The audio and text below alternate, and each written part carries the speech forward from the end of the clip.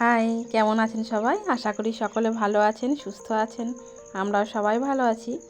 আজ বুধবার আর এখন বাজে প্রায় 1টা। আর আজ আমি বলবো যে বাঁধাকপি আমি সারা বছর বাড়িতে কিভাবে সংরক্ষণ করে রাখতে পারবো।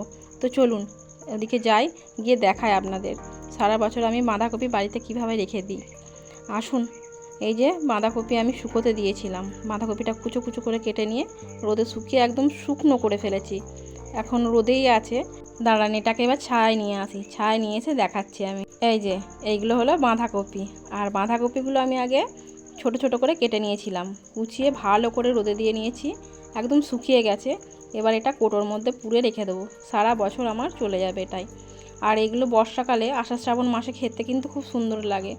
এই কপিটা শুকিয়ে রেখে দিয়ে যখন রান্না করব তখন গরম জলে আগে দিয়ে রাখতে হবে। গরম জলে দিয়ে একটুখানি রেখে দিলেই এটা আবার ঠিকঠাক মতো রান্না করা যাবে। তবে হ্যাঁ, সবুজ রঙটা অবশ্যই আসবে না, রঙটা এটাই থাকবে, কিন্তু এটা খেতে খুব সুন্দর লাগে।